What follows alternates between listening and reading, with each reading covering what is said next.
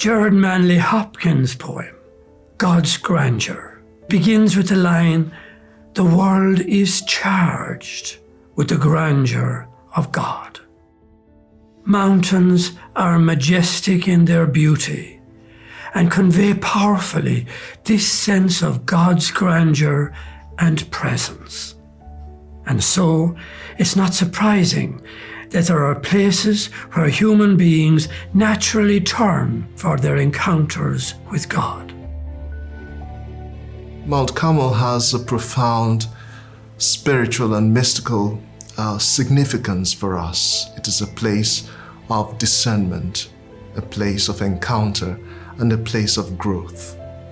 The history of the Carmelites on Mount Carmel goes back to the 9th century, to the Book of Kings, where the prophet Elijah challenges the ancient Hebrews to make a choice, to discern what is really fulfilling in life. A question for us all.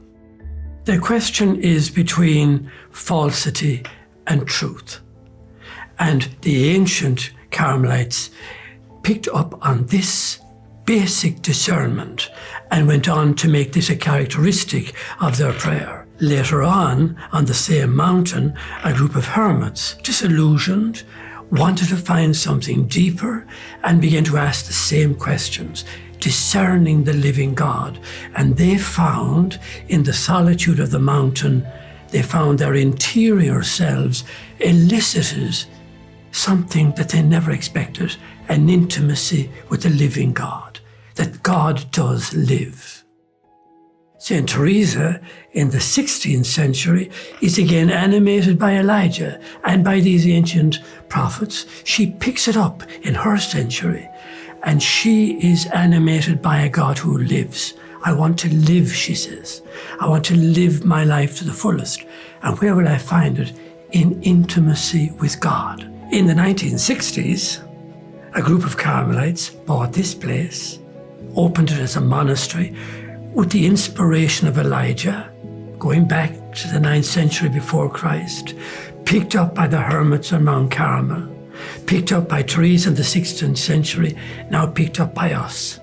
That's the patrimony we're trying to pass on, to discern for our time what's false, what's real, where will love be found, where will intimacy be found, where is fulfilment found. Something each of us wants. The mission of the Center for Applied Carmelite Spirituality is focused on ongoing, in-depth spiritual formation that is accessible to all. And we take inspiration from our great foundress, Saint Teresa of Avila, who tells us to make this house a place where everyone can belong. And this for us is our mission, to make everyone belong and to discover the richness of Carmelite spirituality applied to daily living, and to do so with the proper infrastructure and technologies that will make this possible, and to collaborate with partners who share this vision with us, because it is a pivotal mission that we've been entrusted with. Now, there are very distinct ways that the Carmelites have always spread the gospel of Jesus Christ. They've drawn on our great Carmelite saints and teachers. They've always held retreats, taken part in spiritual direction, and worked in parishes. In the last year, Father Alex, the prior at the Carmelite Priory at Boars Hill, Oxford, has been commissioned to do this in a new way. This is what CACS is doing, that money raised through our capital campaign will be used for. Now the Carmelites in Oxford have already trained 100 Carmelite spiritual directors to work in spiritual direction informed by Carmelite spirituality. They will enable people on the internet and in person to have one-to-one conversations to help people grow intimacy with Christ. Alongside this, we hope to set up support for 30 Carmelite scholars. These scholars will use modern research methods. We've already got great examples of that in work being done by Sister Jo, a Carmelite enclosed sister, and Peter Tyler, a professor at one of London's universities. These scholars will follow in Sister Jo's and Peter's footsteps in bringing alive today research on great Carmelites. To do this work, we need new buildings. Father Alexander, our prior, has commissioned a leading firm of architects in Oxford to create a new landscape. Yes, it will be a house of studies, but this time for lay people as well as friars. The capital funding will also serve to create these new facilities. Everything we've done to design on this site has been considering it as in its entirety. How you approach it, how you walk through it, how the buildings look out onto it. You come in on the one side, and there's the entrance building, and then facing you is the conference hall, so that's teaching.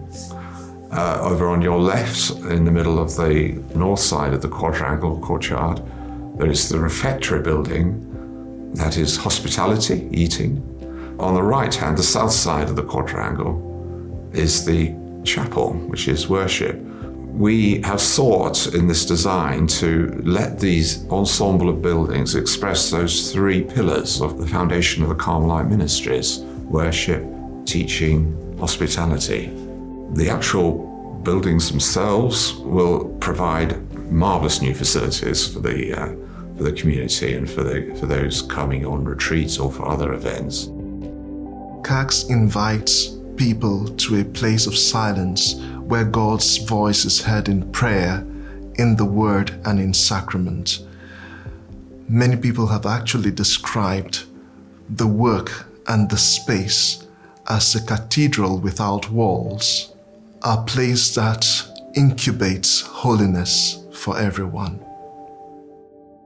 It was very important to us from the outset that people's experience of living here and being guests here and moving round to the various different places, they should go outside and inside. They shall experience the landscape as they move around the buildings, and that is something that we have achieved.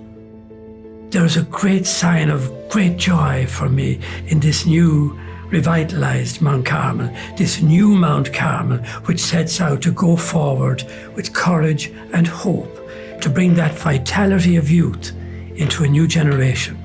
What joy. This prophecy by the prophet Isaiah motivates our young community at Boars Hill to reach out to you and ask for your support. Presently, we are few in number to achieve this new and necessary vision on our own. We invite you to join us by making God's vision for our times a reality and a secure legacy for future generations. Our spiritual patrimony, our love of the Lord, and the youth of our community make this ambitious dream for a new Mount Carmel not only plausible and possible, but with your support, very achievable. To conclude with the words of St. Augustine, to fall in love with God is the greatest romance. To seek Him, the greatest adventure. To find Him, the greatest human achievement.